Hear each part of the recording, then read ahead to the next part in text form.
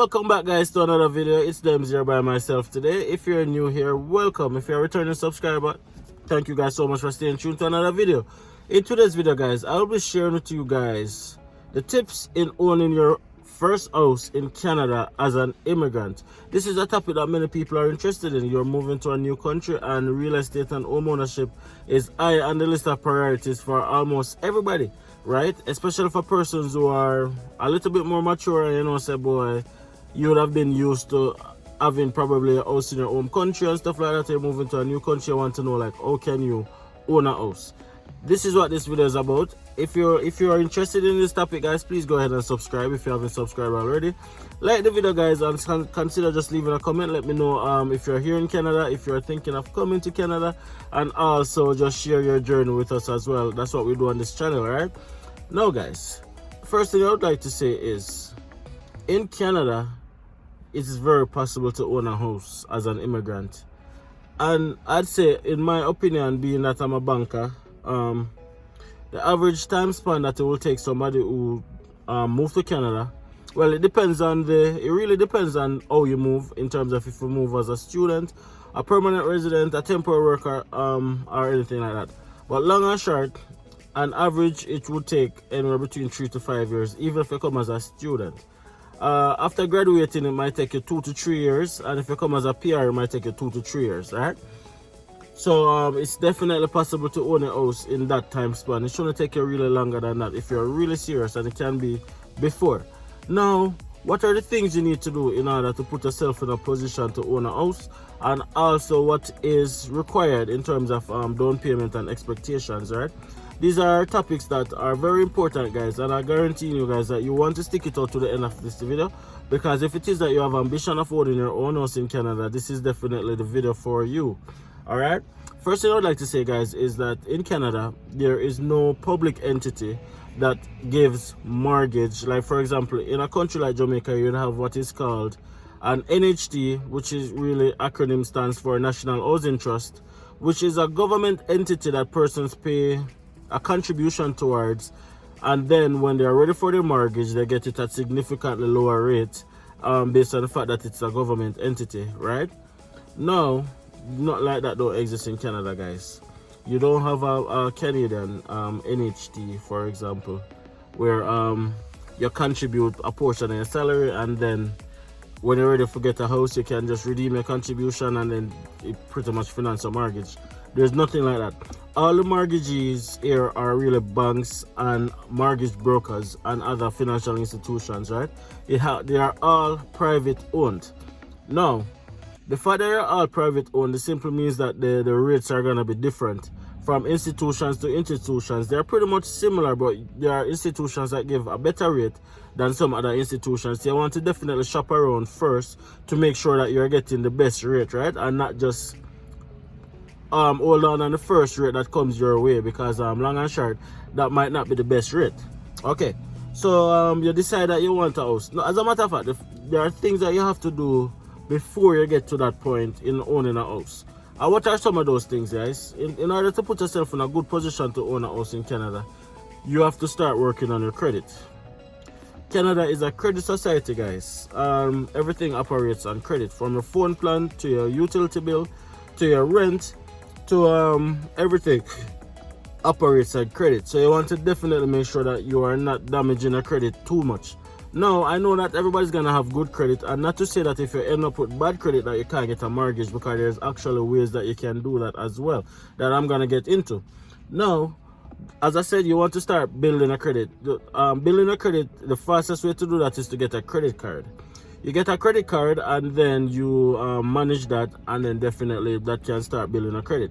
No credit is the same as bad credit, by the way. Not having any credit in Canada is considered bad credit, right? So you want to definitely manage your thing and put yourself in a position where you can create some form of credit history on yourself, right? Even as a student, even as a temporary worker, you can start doing that. The other thing that you want to start doing, guys, is to start saving towards a house. Like, give yourself a goal of, say, boy, 2 to 3 years, as I said, which is enough time for build a credit. So even if you end up with bad credit, that gives you enough time for can recover your bad credit and also save the down payment that is going to be required in order to successfully own a house. Because as I said, all entities are private entities, which means that a down payment is required. Now, the Canadian Revenue Agency, the CRA, has given certain, guidelines to all these financial institutions that issue mortgage in terms of how much down payment is required, and this is standard straight across the board. Now, if it is that you are buying your first house in Canada and the intention of the person buying the house is to live in the house in terms of for residential purposes and you're not going to rent it out, all is required is a 5% deposit if the house is underneath 500,000, right? Very important. All that is required if the house is underneath 500,000 or up to 500,000, all that is required is 5% down payment, right? So in long and short, if you get a house for like 250,000, you only look at $12,500 down payment. Sounds cheap, but it's really a hassle to get it sometimes, guys. So you want to bear that in mind. Now, what if the house costs more than 500,000? Anywhere between 500 to $1 million is 10%, right?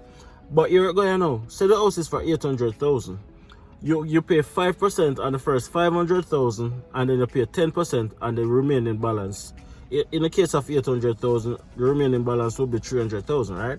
So you pay 5% for the 500 and 10% for the 300, and then that would be your down payment.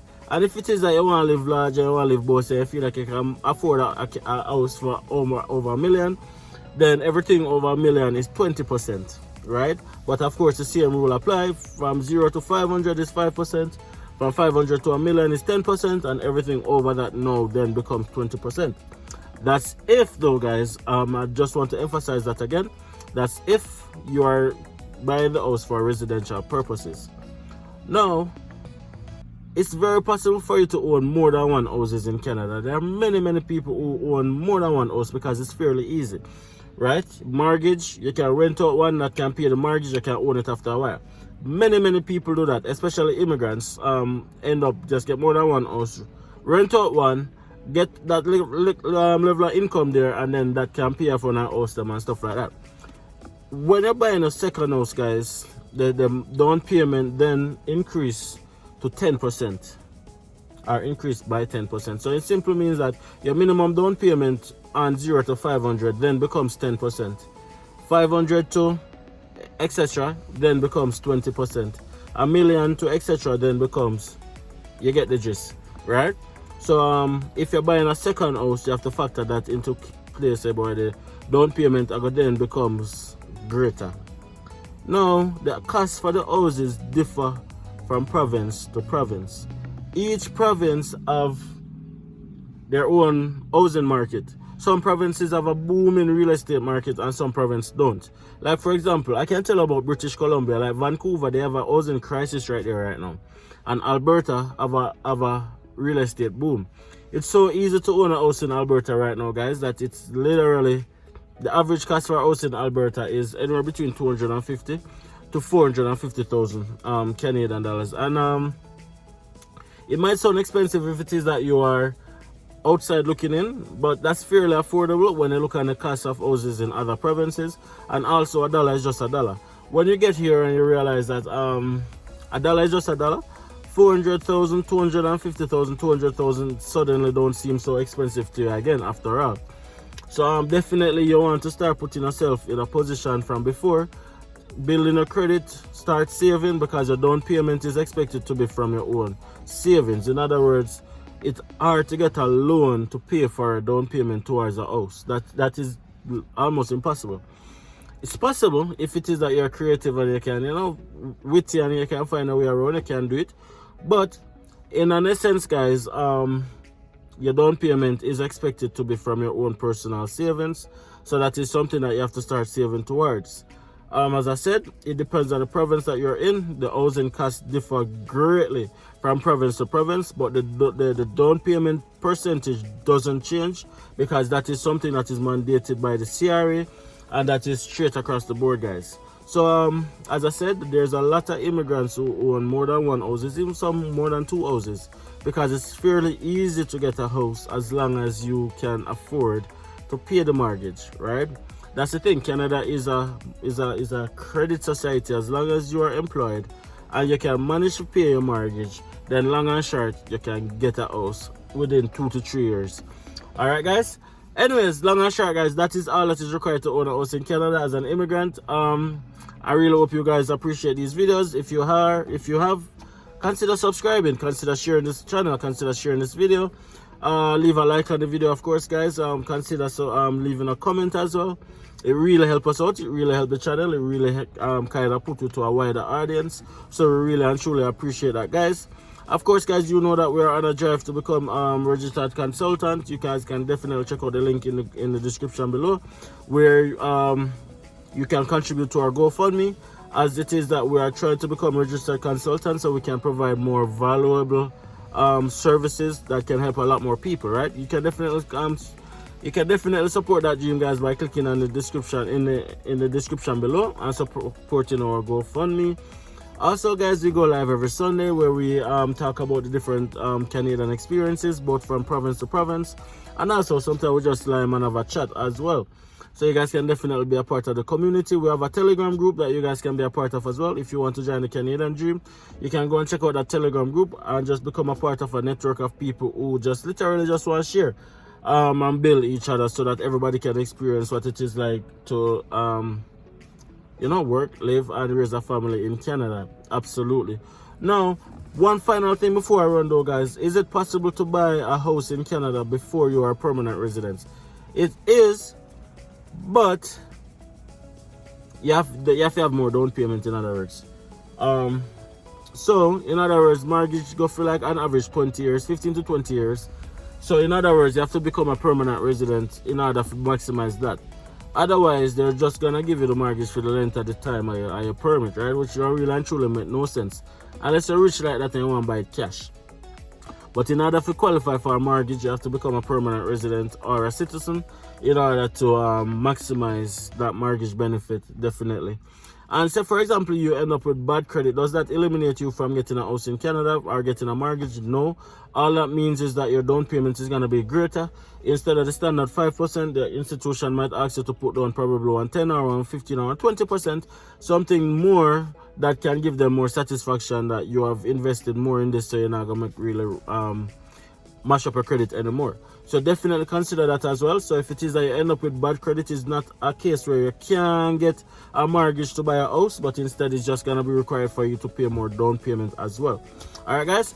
Yeah, that's financial talk with them, guys. If it is that you guys want more financial talk in terms of tips in terms of investing and stuff when you come to Canada as an immigrant, definitely drop it in the comment below. Let me know if you guys want, if this is a topic that you guys are really interested in, and I'll definitely share my knowledge and my expertise with you guys as well, because I believe that we are all here together and we are all here to teach each other, all right? And we all have areas of expertise. So there are many things to talk about, from renting and also owning a car, also saving wisely from RSP to TFSA to filing your taxes and all of these things. If you guys are interested in this financial talk, please guys, let me know that you want to know more, and then I can drop bits and pieces every now and again. But for now, guys, it's how to buy your first house as an immigrant in Canada. Hope you guys like that video. See you guys in the next video. Bye.